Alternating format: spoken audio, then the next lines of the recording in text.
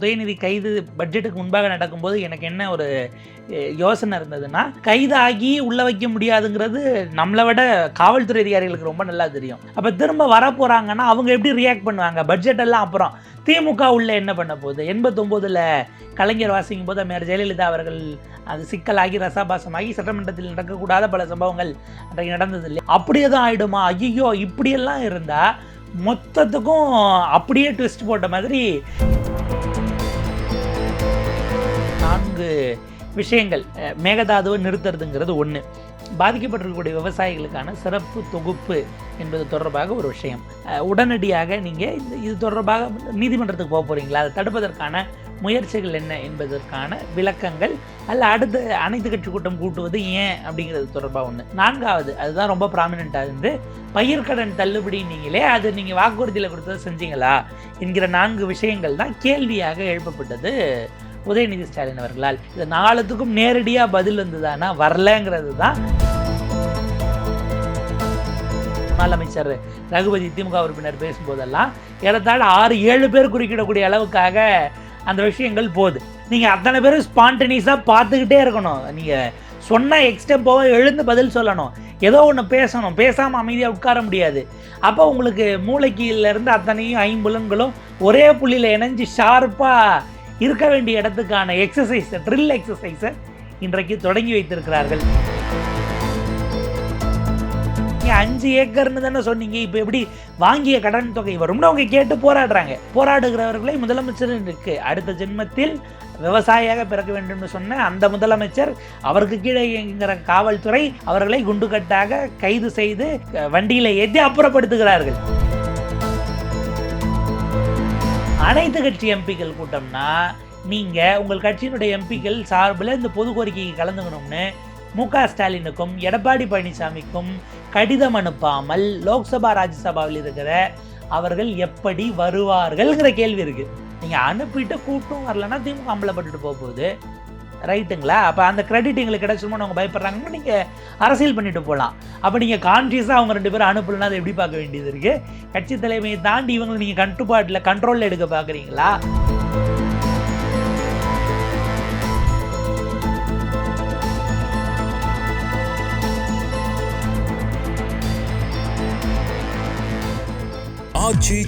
எந்த சமையலும் ருசி தேடும் ரகசியம் 20 ரூபாய். தமிழா பல்ஸ் பார்வையாளர்களுக்கு வணக்கம். தமிழக பட்ஜெட் கூட்டத்தொடர் வேளாண் பட்ஜெட்டை தொடர்ந்து இன்று காரசாரமான விவாதங்களுடன் நடைபெற்றது. இது தொடர்பாக விவாதிக்க நம்முடன் இணைந்திருக்கிறார் ஊடகவியலாளர் புன்னைவிளவன் அவர்கள். அவருடன் பேசலாம்.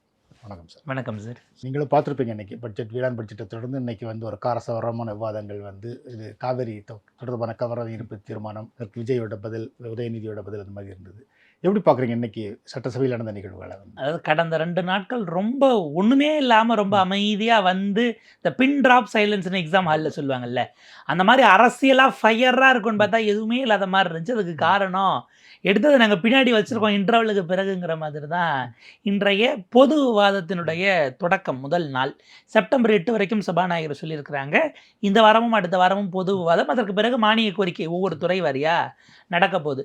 ஆக்சுவலாக முதல் நாள் பட்ஜெட் அன்னைக்கு நமக்கு வச்ச ட்விஸ்ட்டுங்கிறது திமுக வச்சது தான். உதயநிதி கைது பட்ஜெட்டுக்கு முன்பாக நடக்கும்போது எனக்கு என்ன ஒரு யோசனை இருந்ததுன்னா, வழக்கமாக விஜய் அவர்கள் ரொம்ப கான்ஷியஸாக இருப்பார். ஒரு விஷயத்தை செய்ய போகிறாருன்னா அதுக்கு அந்த எலிவேஷனை ஏற்றி கொண்டு போய் இந்த கடைசி நாள் அது அப்படியே பெரிய அளவுக்கு பிளாஸ்ட் பண்ணுறது தான் அவருடைய ஸ்ட்ராட்டஜி. முதல் பட்ஜெட்டாக இருக்க போது ஒரு அரசாங்கம் அடுத்த 5 ஆண்டு எப்படி இருக்க போகிறீங்கிறத பற்றி நம்ம உணர்வதற்கு ஒரு வழிகாட்டுதலாக ஒரு ரோட் மேப் இருக்கும் அப்படின்னு பார்த்தா, அதற்கு முந்தைய நாள் இப்படி ஒரு கைதுனா மொத்த நியூஸுமே அந்த பக்கம் திரும்பிடும். 1. 2வது, கைதாகி உள்ள வைக்க முடியாதுங்கிறது நம்மளை விட காவல்துறை அதிகாரிகளுக்கு ரொம்ப நல்லா தெரியும். அப்போ திரும்ப வர போகிறாங்கன்னா அவங்க எப்படி ரியாக்ட் பண்ணுவாங்க? பட்ஜெட் எல்லாம் அப்புறம் திமுக உள்ள என்ன பண்ண போகுது? 89ல் கலைஞர் வாசிக்கும் போது மேயர் ஜெயலலிதா அவர்கள் அது சிக்கலாகி ரசாபாசமாகி சட்டமன்றத்தில் நடக்கக்கூடாத பல சம்பவங்கள் அன்றைக்கு நடந்தது இல்லையா, நடந்திருக்கக்கூடாத சம்பவங்கள். அப்படியே தான் ஆகிடுமா? ஐயோ, இப்படியெல்லாம் இருந்தால் மொத்தத்துக்கும் அப்படியே ட்விஸ்ட் போட்ட மாதிரி திமுக எதுவுமே நடக்காததை போல் அமைதியாக உட்கார்ந்து பட்ஜெட்டை கேட்டு பேச குறிப்புகள் எல்லாம் எடுத்துன்னும் போது அன்னைக்கே நமக்கு ஒரு என்ன இல்லையே, இந்த அமைதி எதுக்கான அமைதி என்பதாகத்தான் நம்ம அதை பார்த்தோம். என்ன ஸ்ட்ராட்டஜி அப்படிங்கிறது அவங்க டிவைஸ் பண்ணியிருந்தாங்கன்னா, கைது நடக்காவிட்டாலும் அதற்கு முன்பாகவே அவங்க திட்டமிட்ட பிளான் படி தான் போயிருக்கிறாங்க. இவங்க கிட்ட நம்ம வந்து வழக்கமாக நீங்கள் போன முறை வெளிநடப்பை அவங்க அட்டெம்ப்ட் பண்ணாங்க. பார்ட்டி ஃபண்டுன்னும் போது எழுந்து 2 பேர் பண்ணாங்க. இதெல்லாம் என்ன ஆச்சு, விஷுவல் கிளிப்பிங்காக எனக்கு இருக்குது. பேசிக்கிட்டு இருக்கும்போது முக்கியமான ஒரு பாயிண்ட்டை கேட்டதுனால தான் வெளியில் போகிறாங்க. இந்த பாயிண்ட் குறித்து பேசும்போது பயந்து வெளியில் போகிறாங்க, ஃபேஸை பாருங்கன்னு. அது ரீல்ஸாக ஷார்ட்ஸாக போய் பேக் ஃபயர் ஆச்சு. பார்ட்டி ஃபண்டுங்கிறோம், எந்த பார்ட்டினே சொல்லலையே அப்படின்னு முதலமைச்சர் கேட்டார். அது அப்படிலாம் பார்க்கும்போது விஷுவல்ஸ் இருக்குது. நம்ம டைரெக்டாக இவங்களை நம்ம கொந்தளிக்கிறோம் அப்படின்னா அது ட்ரோலாக மாற வாய்ப்பு இருக்குது, பேக் ஃபயர் ஆக வாய்ப்பு இருக்குது. அமைதியாக உட்கார்ந்து இப்போ கைது பண்ணால் அவங்க என்ன நினச்சிருப்பாங்க, அடுத்த நாள் வந்து கல்யாணம் பண்ணிவிட்டு வெளியில் போயிடுவாங்க, நம்ம பட்ஜெட்டை வாசிச்சிருவோம்னு நினச்சிருந்தாங்கன்னா, இப்போ நான் வெளியில் போகணுங்கிறதுக்காக இவ்வளோ பண்ணுறீங்களா, நான் வெளியிலே போகல உள்ளே உட்காடுறேன் அப்படின்னு உள்ளே உட்கார்ந்து 2 நாட்களும் பட்ஜெட்டை முழுக்க எடுத்துகிட்டு வந்துட்டு வெளியில் விலாவாரியாக பின் பாயிண்டடாக பேசினாங்க. அதில் எக்ஸ்பீரியன்ஸ்னால எடப்பாடி பழனிசாமி அவர்கள் வெளியில் கொடுத்த ப்ரெஸ் மீட்டுங்கிறது இன்னும் பாயிண்டடாக இருந்தது. பட் அதை தாண்டி பார்த்தா இன்றைக்கி தான் டே 1 இருந்து அந்த பேட்டில் அந்த வாரம் தொடங்கி இருக்கிறாங்கன்னு பார்க்க வேண்டியிருக்கு. நீங்கள் ஒரு ஆக்சுவலாக முதல்ல ஒத்திவைப்பு தீர்மானம் தான் கோரப்பட்டது, கூடுதலாக கவன ஈர்ப்பு தீர்மானமும் கொடுத்துருந்தாங்க. ஸோ ஒத்திவைப்பு தீர்மானத்துக்கு பதிலாக சபாநாயகர் அதை எடுத்துட்டார் அப்படிங்கிறாங்க. அதை எடுத்து தான் விவாதம். ஏன்னா நீங்கள் கவன ஈர்ப்பு தீர்மானம் சிறப்பின்னும் போது டைம் டியூரேஷன் ரொம்ப குறைவு தான். நீங்கள் மேக்ஸிமம் 1 hour அவர் அலாட் பண்ணார். இந்த 1 மணி நேர விவாதம் அதை முடித்து அதற்கு பிறகு 4 உறுப்பினர்களுக்கு பேச வாய்ப்பு கொடுத்தாங்க. அந்த 4 பேர் போக மற்றவர்கள் எல்லாம் நடுவில் பதில்கள் எல்லாம் அரசின் சார்பில் கொடுத்துக்கிட்டாங்க. நீங்கள் யோசனை என்னென்னா 4 விஷயங்கள். நீங்கள் காவிரியில் இப்போ மேகதாதுவை நிறுத்துறதுங்கிறது ஒன்று, பாதிக்கப்பட்டிருக்கக்கூடிய விவசாயிகளுக்கான சிறப்பு தொகுப்பு என்பது தொடர்பாக ஒரு விஷயம். அதே போல் பார்த்திங்கன்னா உடனடியாக நீங்கள் இது தொடர்பாக நீதிமன்றத்துக்கு போக போகிறீங்களா, அதை தடுப்பதற்கான முயற்சிகள் என்ன என்பதற்கான விளக்கங்கள், அல்ல அடுத்த அனைத்து கட்சி கூட்டம் கூட்டுவது ஏன் அப்படிங்கிறது தொடர்பாக ஒன்று. 4வது அதுதான் ரொம்ப ப்ராமினெண்ட்டாக இருந்து, பயிர்க்கடன் தள்ளுபடி நீங்களே அது நீங்கள் வாக்குறுதியில் கொடுத்ததை செஞ்சீங்களா என்கிற 4 விஷயங்கள் தான் கேள்வியாக எழுப்பப்பட்டது உதயநிதி ஸ்டாலின் அவர்களால். இது 4த்துக்கும் நேரடியாக பதில் வந்ததானா, வரலங்கிறது தான். ஏறத்தாழ உதயநிதி ஸ்டாலின் அவர்களுக்கு ஒரு 5-6 பேர் பதில் சொல்லிட்டாங்க. முதலமைச்சரேவும் பதில் சொன்னார். அதே போல் பார்த்திங்கன்னா உங்களுக்கு அமைச்சர்கள் நிர்மல்குமார், திரு ராஜ்மோகன், திரு அவை முன்னவரான செங்கோட்டையன், சபாநாயகரும் வேற நடுவில் சில விஷயங்களை சொன்னார், நீங்கள் அதுக்கு மேலே பேச வேண்டாம் அப்படிங்கிறதா அவரும் குறுக்க வந்தார்னும் போது இவ்வளவையும் தாண்டி கடைசி முன்னாள் அமைச்சர் ரகுபதி திமுக உறுப்பினர் பேசும்போதெல்லாம் ஏறத்தாழ 6-7 பேர் குறுக்கிடக்கூடிய அளவுக்காக அந்த விஷயங்கள் போகுது. அது என்ன அர்த்தம்னா, நீங்கள் அந்த நேரத்தில் அவர் பேசுகிறது அவங்களுடைய நேரம் 15 நிமிடம் 20 நிமிடம் 5 நிமிடங்கள், அது பிரச்சனை இல்லை. நீங்கள் அத்தனை பேரும் ஸ்பான்டனியஸாக பார்த்துக்கிட்டே இருக்கணும். நீங்கள் சொன்ன எக்ஸ்டெம்போவை எழுந்து பதில் சொல்லணும், ஏதோ ஒன்று பேசணும், பேசாமல் அமைதியாக உட்கார முடியாது. அப்போ உங்களுக்கு மூளைக்கீழிலேருந்து அத்தனையும் 5 புலன்களும் ஒரே புள்ளியில் இணைஞ்சு ஷார்ப்பாக இருக்க வேண்டிய இடத்துக்கான எக்ஸசைஸை, ட்ரில் எக்ஸசைஸை இன்றைக்கு தொடங்கி வைத்திருக்கிறார்கள் அப்படின்னு தான் நம்ம பார்க்க வேண்டியிருக்கு. ஃபர்ஸ்ட் லுக் போஸ்டருங்கிற லெவலுக்கு தான் இன்றைக்கி ஆனது. அடுத்த வாரம் எல்லாம் கூட வெறும் பொது விவாதமாக போயிடும் பட்ஜெட்டுக்கானது. அடுத்த வாரம் திங்கள் செவ்வாய் புதன் 3 நாட்கள் தான் கூட்டத்தொடர். அதுக்கடுத்து 4 நாட்கள் விடுமுறைக்கு பிறகு 17-18 வந்து கூடுது. அப்படின்னா ஒவ்வொரு துறையாக வரணும், ஒவ்வொரு மினிஸ்டராக வரணும். அந்தந்த மினிஸ்டருக்கு இந்த பக்கம் யார் நேரம் கேட்டுட்டு என்ன பேச போகிறாங்க ஜிஸ்ட்டை கொடுத்துருவாங்க. கிளை கேள்வியெல்லாம் நீங்கள் எழுதணும்னு அவசியம் இல்லைல்ல, அவர் சொல்கிற பதிலிருந்தே எடுக்கிறது தான் எக்ஸ்டெம்போவாக சில பிளான்ஸ் போகும். அப்போ அமைச்சர்கள் இந்த 90 நாட்கள் அவங்களுக்கு எப்படி பார்த்தாலும் 90 நாள் பத்தாதுங்கிறது நம்ம புரிஞ்சுக்கிட்டாலும் அவங்க துறைக்கு எல்லாத்தையும் மற்ற 4 அமைச்சர்கள் வந்து பேசியிருக்க முடியாது. ஸோ அமைச்சர்கள் குறித்த ஒரு புரிதல் அதற்கான வாய்ப்பும் இருக்குது. இனிமே தான் சட்டமன்றத்தினுடைய வருகிற நாட்கள் தான் பெருமளவுக்கு, அதில் ரொம்ப குறிப்பாக முதலமைச்சருடைய துறை அவர் எக்கச்சக்கமான போர்ட்ஃபோலியோஸ் வச்சுருக்காரு. குறைஞ்சது உள்துறை போலீஸ்காச்சும் அவர் பேசுவார்னு நினைக்கிறேன். அன்னைக்கு திரும்பவும் ஒரு முறை முதலமைச்சர் எதிர்க்கட்சி தலைவர் உதய் விசஸ் விஜய் அல்லது விஜய் விசஸ் உதய் இந்த நேருக்கு நேர் மோதல் ஃபேஸ் ஆஃப்ங்கிறது மறுபடியும் ஒரு எதிர்பார்ப்பை கிளப்பக்கூடியதாக இருக்கும். லைவ் போகிறதுனால இப்போ எல்லாருமே பர்ஃபார்மேட்டிவ் ஆகிட்டாங்க. அது கேமராவில் நம்ம ரியாக்ஷன்ஸு ரொம்ப கேஷுவலாக இருந்தால் வந்துடும். போன மாதிரிலாம் ஒருத்தர் திரும்பி பேசிக்கிட்டு இருந்தார்ல, எடப்பாடி பழனிசாமி ரொம்ப அவர் ஏதோ ஒரு விஷயத்தை ரொம்ப சீரியஸாக பேசிக்கிட்டு இருக்கும்போது அப்படியே திரும்பி பின்பக்கம் அப்படி பார்த்துக்கிட்டாங்க. ஆமாம், அப்புறம் அவங்க ஏதாவது பேசிக்கிட்டு இருக்க போகிறாங்கன்னதெல்லாம் அதெல்லாம் வீடியோவாக வந்து அவ்வளவு ட்ரோலாக இருந்துச்சா. இப்போ அப்படியெல்லாம் ஆகிடுங்கிறதுனால எல்லாம் அப்படி இருக்கமா இல்லை ரியாக்ஷன்ஸை கொடுத்துடக்கூடாது, கேஷுவலாக உட்காரக்கூடாதுன்னு அது அந்த கேமராவில் அது வந்துருங்கிறதுனாலே ஒரு விதமான திருமணம் ஏதாவது விசேஷத்துக்கு போகிறீங்கன்னா சாப்பிட்றவங்க கேஷுவலாக தான் சாப்பிட்டுட்டு இருப்பாங்க. கேமராவை கொண்டு வந்தால் அவங்களுக்கு டக்குன்னு என்ன பண்ணுறதுன்னு தெரியாது. நம்ம இப்போ சாப்பிட்ணுமா இல்லை இப்படி வைக்கிறாங்களே நிறைய சாப்பிட்றோங்கிற மாதிரி வந்துருமான்னு ஒரு மாதிரி ஆகும் இல்லை. ஏறத்தாழ அப்படியான நிலையில் ஒட்டுமொத்த சட்டமன்றமும் இருக்கிறது. கொஞ்சம் டைம் எடுத்து அவங்க பழகிப்பாங்கன்னு நம்ம பார்க்கலாம். அது மாதிரி பார்த்தீங்கன்னா, நீங்கள் சொன்ன மாதிரி ஏற்கனவே விஜய் பேச மாட்டார் அப்படிங்கிற மாதிரி ஒரு இது சொல்லப்பட்டது ஆனால் அன்றைக்கி அவர் காவிரி விவகாரம் பற்றி பேசியிருக்காரு. எப்படி பார்க்குறீங்க அவரோட பேச்சு? இல்லை, முதலமைச்சருடையது மிக பெரும்பாலும் அவரது தயாரிக்கப்பட்ட உரையாகத்தான் இருந்தது. என்ன சிக்கல் அப்படின்னா, முதலமைச்சர் இன்னைக்கு சொன்ன பிறகு தான், அதாவது ஏறத்தாழ கடந்த 20 நாட்களாக ஓடினதுக்கு இன்னைக்கு தான் அவர் சொல்லியிருக்காரு. என்னென்னு, இதை போய் பேசலாமா என்கிற எண்ணத்தை நான் தான் எடுத்தேன், அந்த முயற்சியை நான் தான் முதல்ல தொடங்கினேன். எனக்கு நேற்று வரைக்கும் என்ன சந்தேகம் இருந்துச்சுன்னா, நம்ம முதலமைச்சர் எதுக்கும் பதில் சொல்ல மாட்டார்னு இவர் பேரில் யாராவது ஃபேக் ஐடியை கிரியேட் பண்ணி சிவகுமாருக்கு அனுப்பிட்டாங்களா? ஏன்னா இவங்க இன்னைக்கு வரைக்கும் ஒத்துக்கலையே அப்படின்னு நான் யோசித்தேன். இது ஆக்சுவலாக இந்த பாயிண்ட்டு இவர் பேசுவார்னு தெரியாமல் இதுக்கு முன்னாடி உதயநிதி ஸ்டாலின் எடுத்த ஒரு பாயிண்ட்டுங்கிறது, அவர் என்ன சொன்னார், இவங்களுக்கு இப்போ ஒரு புதிய பழக்கம் வந்துருச்சு, லீக் பண்ண வேண்டியது தான் செய்தியை லீக் பண்ணிவிட்டு என்ன ரியாக்ஷன் வருதுன்னு பார்த்து பேக் ஃபயர் ஆகுது, சிக்கல் வருதுன்னா அதை இல்லை நாங்கள் அதிகாரப்பூர்வமாக சொல்லலைன்ற வேண்டியது, அது நல்ல ரியாக்ஷன் வருதுன்னா அதுக்கப்புறம் அறிவிக்க வேண்டியது அப்படின்னு ஒரு பாயிண்ட் சொன்னார் இல்லைங்களா? ஏறத்தாழ முதலமைச்சர் இப்போ இன்னைக்கு அவர் சொல்லி தான், ஏன்னா அமைச்சர்களுக்கே அது இருக்கா இல்லையான்னு தெரியாத அளவுக்கான குழப்பங்கள் இருந்தது. முதலமைச்சர் அதை இன்னைக்கு தெளிவுபடுத்தியிருக்கிறார். சிபிஎம்மினுடைய சட்டமன்ற குழு தலைவர் திரு செல்லசாமி எம்எல்ஏ அவர்கள் பேசும்போது, தமிழ்நாட்டினுடைய முதலமைச்சர் எதற்காக காவிரிக்காக கர்நாடகாவிடம் போய் மண்டியிட்டு நிற்க வேண்டும்? போனீங்கன்னா அது நீங்கள் கிடையாது, ஒட்டுமொத்த தமிழ்நாடு. எங்கள் முதலமைச்சராக நீங்கள் அதை செய்யக்கூடாது. அதை விட முக்கியம், அனைத்து கட்சி கூட்டத்தை கூட்டி எல்லாரும் ஒரு நிலைப்பாட்டுக்கு வந்து உங்கள் பின்னாடி ஒரு ஒத்த கருத்துக்கு வந்த பிறகு நாங்கள் எல்லாரும் நிற்கிறோங்கிற இடம் வரும். அப்படி தான் நீங்கள் முதலமைச்சராக போகணுமே தவிர, நீங்கள் போகிறோன்றத கடிதம் எழுதியிருக்கோம், மறுத்தா என்ன பிரச்சனை, அந்த அவமானத்தை நான் ஏற்றுக்கிறேன் அப்படின்னு அவர் சொல்கிறாரு. நம்ம அவமானப்பட வேண்டிய இடத்துல இல்லை, நமக்கு அது உரிமை. அப்படியான இடத்துக்கு இந்த நாட்டினுடைய முதலமைச்சர் போகக்கூடாது. அது நீங்கள் இப்படி ரகசியமாக செய்கிறதுக்கான விஷயமே இல்லையே. இப்போ இன்னைக்கு வரைக்கும் அனைத்து கட்சி கூட்டத்தை கூட்ட வேண்டாம்னு கூட்டணியில் இருக்க கட்சியாச்சும் சொன்னாங்களா? நீங்கள் காங்கிரஸோ ஐயுஎம்எல்ஓ அல்லது விசிகாவோ சிபிஎம் கூட்டி ஆகணுங்கிறது இன்றைக்கி உள்ளே பதிவு பண்ணிட்டாங்க, வெளியில் ஏற்கனவே பதிவு பண்ணிட்டாங்க. இந்த 3 பேரும் உள்ளே இருக்காங்களே, கூட்டம்னா என்ன ஆக போகுது, கூட்ட மாட்டோம், கூட்ட தேவையில்லைன்னு இவங்க யாராச்சும் டைரெக்டாக ஸ்டேட்மெண்ட் கொடுத்தாங்களா? அமைதியாக தான் கடந்து போகிறாங்க. ஏன்னா கன்சென்சஸ்ங்கிறது ரொம்ப முக்கியமானது. இது மாநிலத்தினுடைய பிரச்சனை.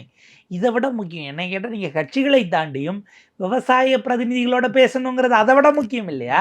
இப்போ நீங்கள் வேளாண் பட்ஜெட் போடுறீங்க, என்ன திட்டமிடப்பட்டிருக்கு, வேளாண் பட்ஜெட் வந்து அடுத்த நாள் விவசாயிகள் சந்தித்து நன்றி தெரிவிக்கிறதுன்னு நீங்கள் அதுக்கு ஒரு ஸ்கிரிப்டை ரெடி பண்ணி வச்சுருந்துருக்கிறீங்க. 3:30 மணிக்கு விவசாய சங்கங்கள் வருவது இருக்கட்டும், இந்த விவாதம் உள்ளே நடக்கும்போது அமைச்சர் ஆதவர்ஜுனா எழுந்து 3:30 மணிக்கு விவசாய சங்கங்கள் நீர்வளத்துறை அமைச்சரையும், அதாவது ஆனந்த் அவர்களையும், பொதுப்பணித்துறை அமைச்சர் தன்னையும் சந்திக்க வருகிறார்கள், ஆனந்த் ஆதவ் 2 பேரும் சந்திக்க வராங்க அப்படின்னு அவர் சொல்லும்போது வாசல்ல விவசாயிகள் போராட்டம் நடத்திட்டு இருக்கிறாங்க. நீங்க கொடுத்த வாக்குறுதியை ஏன் நிறைவேற்றலை? நீங்க கொடுத்த வாக்குறுதியை வேற விதமா ஒன்று நிறைவேற்றிட்டு இதுதான் அதுங்கிறீங்களே, அந்த இன்னொரு பணம் எங்கன்னா இதுதான் அதுங்கிற மாதிரி நீங்கள் அப்படி சொல்கிறீங்க. 5 ஏக்கர்னு தானே சொன்னீங்க, இப்போ எப்படி வாங்கிய கடன் தொகை வரும்னு அவங்க கேட்டு போராடுறாங்க.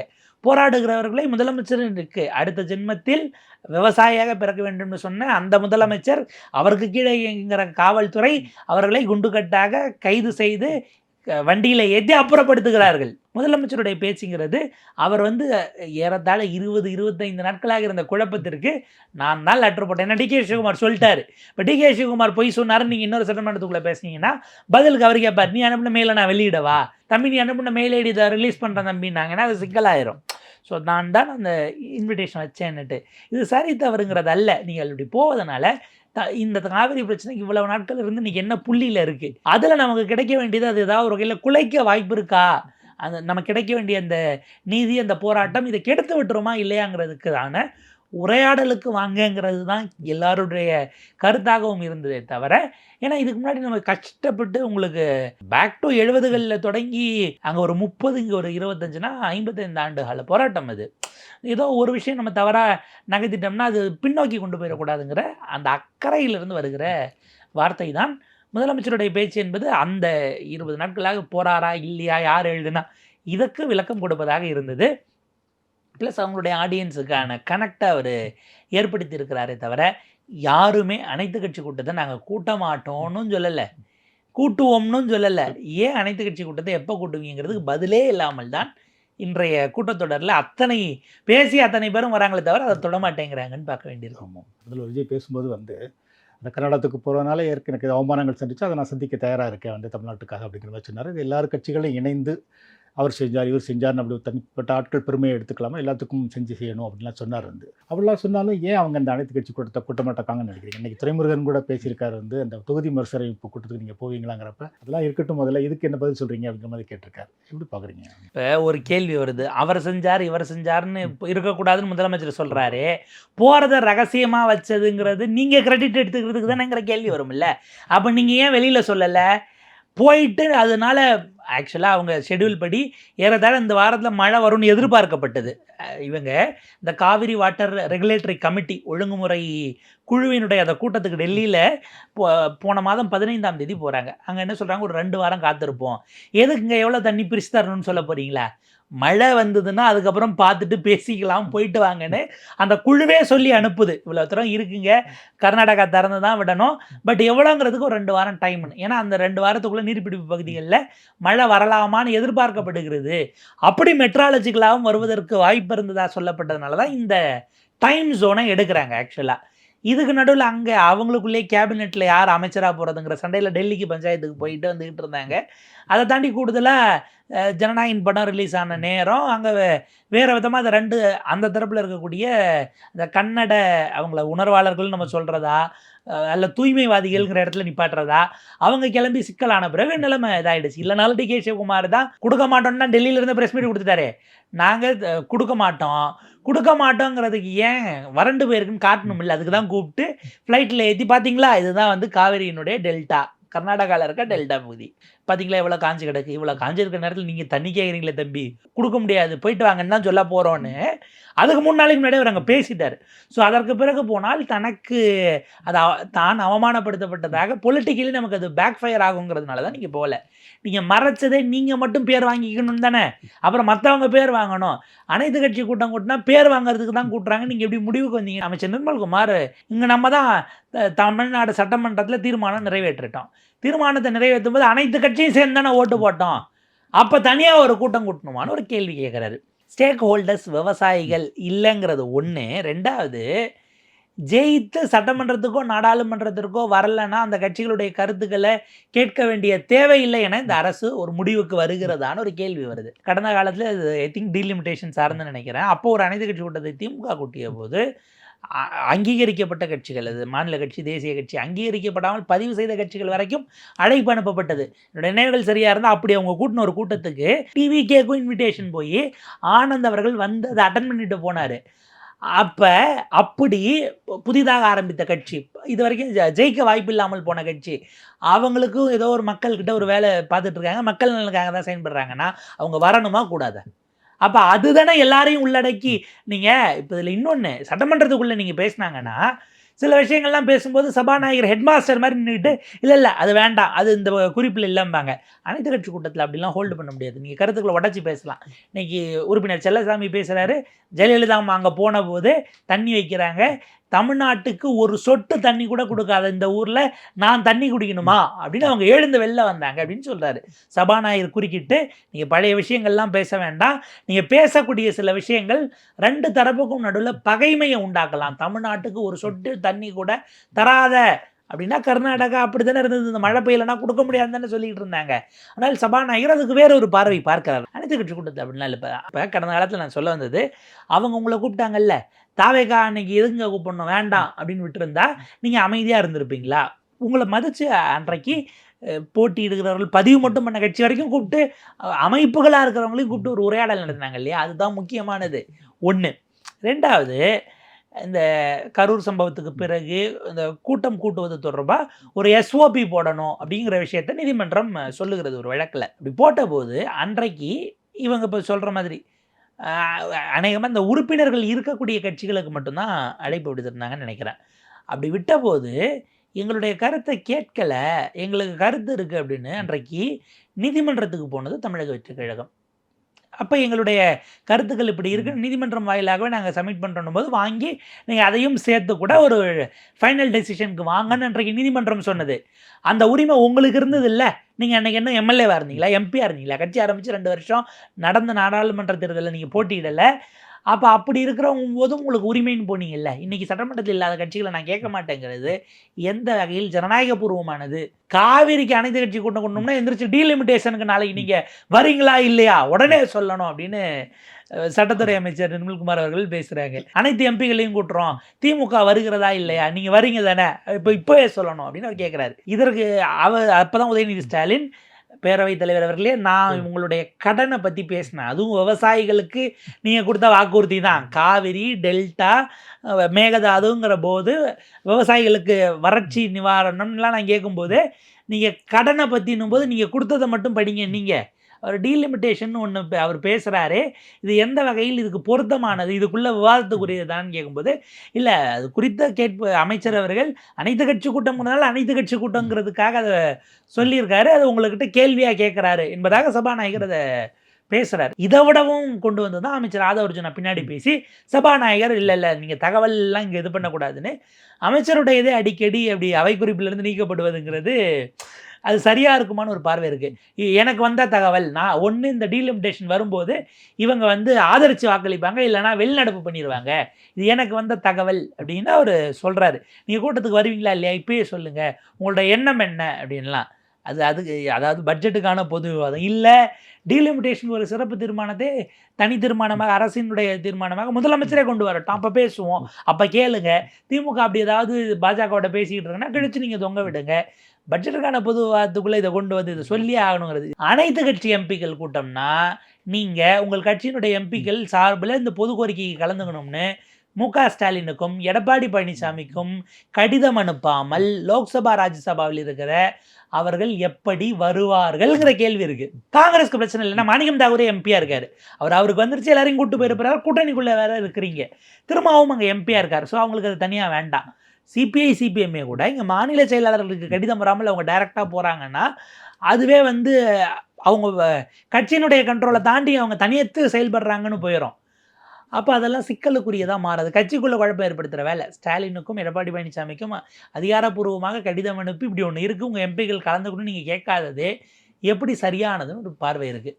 நீங்கள் அனுப்பிட்டு கூட்டும் வரலன்னா திமுக அம்பலப்பட்டுட்டு போகுது, ரைட்டுங்களா? அப்போ அந்த கிரெடிட் எங்களுக்கு கிடச்சிருமோன்னு அவங்க பயப்படுறாங்கன்னா நீங்கள் அரசியல் பண்ணிட்டு போகலாம். அப்போ நீங்கள் கான்ஷியஸாக அவங்க 2 பேரும் அனுப்பலன்னா அதை எப்படி பார்க்க வேண்டியது இருக்குது? கட்சி தலைமையை தாண்டி இவங்களை நீங்கள் கண்ட்ரோலில் எடுக்க பார்க்குறீங்களா?